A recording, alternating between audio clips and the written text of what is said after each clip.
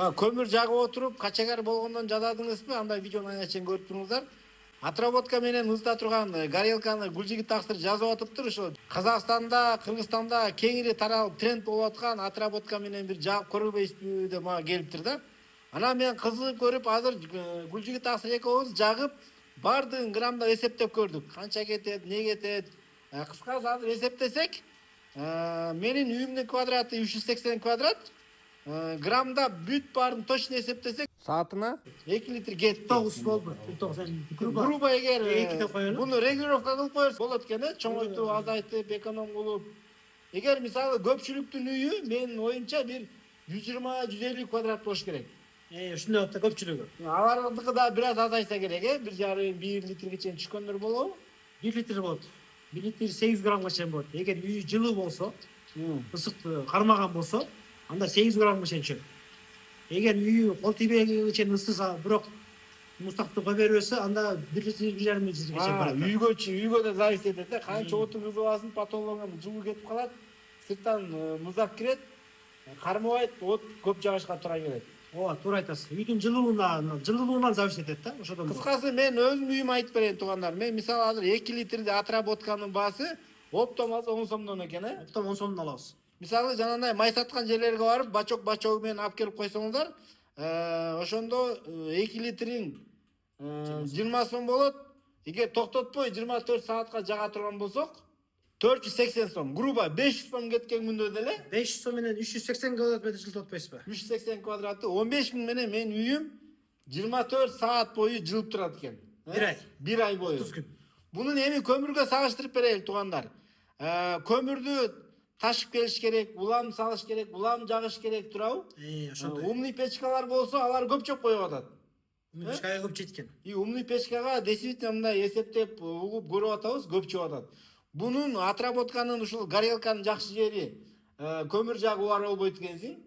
Чоң үйлөр болсо 15 000 расчет ала берсеңер болот. Эгер андан да жакшы ызытам десеңиздер, максимум 20 000 сом да. 20 000 сомго чейин ызытаңар болот экен, чоң тамдарды. Литрин 15 сомдон алган күндө деле максимум 20 000 сомго барат. Бирок мунун плюс жери, муну күл чыгарып болбойт. Күл чыгарбайт. Улам жагып кайтарып отурбайт. Качагар кылбайсың. Отун баягыдай жакшы көмүр экен, жаман көмүр экен дебейт. Тандабайт. Мор толуп калбайт. Мор 4 жылда жаккандар бар. 4 жылдан бери жаккандар бар. Толо элек башта, толо элек. Өзүң ушуну колдонуп атасыз. Мен өзүм биринчи муну жазап, өзүмө колдонуп, элге сунуштадым да. Көрдүңүз, канчадан бери жагып атасыз? 1 ай болуп калды буюрса, 1 ай болуп калды. 1 ай болуп калды. 1 айдан ашты. Кыскасы жакты сизге. Мага сонун жакты. Кыскасы ушуну сиздерге мына Гүлжигит Таксыр сунуштап атат. Эмне минустары бар? Минустарын айтып коелу сразу, болбосо эртең бирөө иштете албай, же болбосо мындай айтып коюш керек. Түшүнбөгөн сакалыбыз казылып сөгүп жатып калчу эле биздичи. Минусу деле жок го дейм. Минусу эле болгондо бул тазалыкты карманыш керек. Болгону баягы майды алып келатканда майды баягы аккуратно алып келип куюп коюш керек, ошол эле. Анан кийин буга мындай айтканда плюс жагы көп экен неме. Ачки отун жарып оролбойт экенсиң, бензопила издеп оролбойт экенсиң, бензин куюп оролбойт экенсиң. Картонду алып келдиң, картондон толтура кагазды меттиң, 200 грамм майды куйдуң, шенекен жактың, күйгүздүң, от алды, вентиляторду салдың, күйгүздүң, болду, кет тамчылатып койдуң. Болду, жумуш ошол эле. Тамчылап агып тура берет экен, сонун кийин канистрди карап коесуңар, түгөнүп калса, баягы бачокторго мындай насостор бар, туурабы? Ошо насосторун орнотуп алсаңыздар, аккуратно тыккан келип иштей берсе, тыккан адамдарга удобный экен. Анча-мынча байлыт адамдар кыйналып калат го дейм, мындай тыямайтам, колум кыйналып. Мен буюрса жакында үйгө жазайм ошондойчу, жана качка менен үйгө түп-түз барып туруп жанагы бачокко куйлатып жазайм да. Буюрса аны дагы чыгарабыз буюрса интернетке. Мен бир минусун байкап атам да.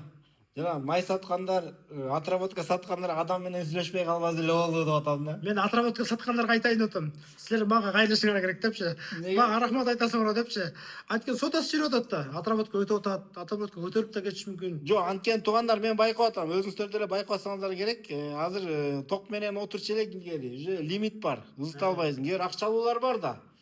От жаккандан эринишет. Умный печканы койгон күндө деле аны баягыдай каптап келип салыш керек. Умный печкада дагы баягыдай көмүрдү тандап атат, шинек бузулуп калып атат, туурабы? Ошон үчүн кээ бир адамдар бар да, мен 20 000 сом менен тынч отработканы илип коюп, чоңураак канистр коюп койсо, бесконечный ал 20 000 сом менен ажыке жыргайтып койдум. Максимум, туурабы? Май алып кетет го дейм үйү. Анан 15 сом да. ито биз 24 саат токтотпогонду. Анан баягы күн жылганда өчүрүп койсо болот, Мисалы биз эртеменге чейин жагам, ажыке. Эртемен өчүрүп коем. Кеч үй жылуу. Үйдүн эмесин жылып калгандан кийин кармап тура берет экен. Анан кийин саат 5-6ларда кайра жагып коем. Бул сагат канча күйүп берет. Баасын айтайынчы азыр. Комментарийден сөгүп жатып калчу эле. Баасын айтпайсыңарбы биринчи деп. Баасын атакын айтабыз дегендерге. Баасын Баасы эме болот. Эгер бачок бардыгы даяр шлангысы менен, ондай канистр менен даяр кылып салып жибер, биз анан жазап отурбайбыз десеңер 8,5 сом болот. Үйдө канистр толтура, өзүм эле жазып алам, шланги ары кашакта жатат, өзүм эле жазып алам десең, анда 8,000 сом болот. Жанагы негизги горелка 8,000 сом. Горелкада ичинде комплектте вентилятору бар. Ал андай краниги, турбасы менен болот. Анан кийин горелканын өзү. Ошонун бардыгы биригип 8,000 сом. Анан бачогу анан шлангысын кошуп салып жибер десеңер 8,5 сом болот. Жана усталар өздөрү эле жазып алса болот, туурабы? Любой жазайт. Эгер туугандар сварканы билген, болгарканы билгендер болсо интернеттен карап жазып алсаңыздар, силерге жакшы кеңеш. Чын эле мага жакты, реклама тартып бер деди, мен айттым, мен текшерип көрөйүн, анан реклама тартайын депчи. Сиз эми элдик кишисиз да. Кээ бирлер бар да, мен сварка кылып отурамбы, мен жанагындай болгарка кылып отурамбы, мага давай салып жибер десе, Кыргызстан любой точкасына. Любой точкага жөнөтүп атабыз. Азыркы күндө да, эле да. ачке мага жанагы не деген дракон, не деген бир эмелерге чейин чыгышып атат. Умный печкалар. Жана багы менен мага тажап кеттим, күл чыгаргандан тажадым, мага ушундай болсо салып жиберчи деп атат. Жана умный печка койгондор. Умный печка койгондор мага чалып атат, салып жибер деп. Демек туугандар, Казакстан, Кыргызстанда бекеринен тренд болуп атпаса керек.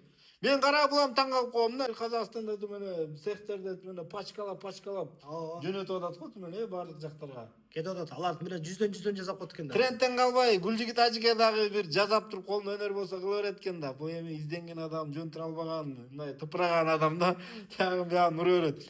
Ишиңизге ийгилик. Ийгилик деп койчу. Ишиңизге ийгилик. Кыскасы, самый главный элге пайдалуу болсо болду. Мен Кыргызстандын бардык областына жөнөтөп беребиз. Ким төлөйт доставканын акчасын? Доставка өздөрү төлөйт. Канча сом алат экен доставка? Аяктарга Мисалы, Ошко биз прямой рейс менен салып жүрөбүз. 400 сом калып беришет. 400 сом, 500 сом. Ошко, Жалал Абадка, ошого чейин. Токтогулга, Бишкекке 400 сомго чейин болот максимум. Анан наркы көл, наркы ушу пересадка менен кетет. Алар 700 сомго чейин барат. Курьер 2 күндө барып берет аларды. Грубо доставкасы менен 9000 деп койбойсузбу, тоголок эле. Андай да кылсак болот, сонун кетпей. Таваз дейчи, Покровка чалып калат, начагы. Алар сразу такси менен салып жүрөбүз. Такси болуп болсо 100 сом алат. Такси менен 100 сом алып түшкөн. Мен өткөндө да салдык эмеге. Аманбайга салдык. 100 сомго ушундай алып кетти. Кыскасы туугандар, комментарийге жазасыздар. Ким ушундай колдонуп атат, кандай минусун байкадыңар, кандай плюсун байкадыңар. Биздин комментарийлер бир элге площадка болсун. Минус плюсун карап, кыскасы элге жеңилдик болсун деген максатта мынакей өзүм текшерип көрүп тартып берип атам. Да, бир эме. Ажыке. Бул биз улам жазай берип, уже улам эффектке чыгып баратабыз да. Мурда биз подсапок өзүнчө жазачык, стоячий өзүнчө жазачык. Азыр бардыгына бирдей жазай баштадык. Универсал. Сапокту кымбатыраак болчу, 9000, 10000ден жазып жүрдүк. Азыр бардыгы эле 8000ден болду. Комплект болсо 8,5 миң. Эгер жана доставкасы менен десеңиз 9000 сом болот. Сапога дагы кетет. Мындай стоячийга да кете берет. Жана умныйына да кетет, тупойуна кетет, бардыгына жасап беребиз. Ушул эле кетти болду. Болуп кете берет. Туугандар, калган суроо жоопторду толук айта албай калган болсок, мынакей экранга номер коебуз. Өзүңүздөр чала бересиздер. Ушул Гүлжигит ажыкеге заказды бере бересиздер. Видео лайк басасыздар. Жанагы жакындарыңыздар бар го. От жагып эле, жүдөп эле, көмүр тандап эле, тиги күйбөй койду, бул күйбөй койду, моорум толуп калды деп эле кыйналып ушу кышты качегар болуп өткөрүп жүргөн достарга бул видеону сөзсүз түрдө жөнөтпөй койбоңуздар туугандар, Ошо жөнөтүп соонуна калып калыңыздар.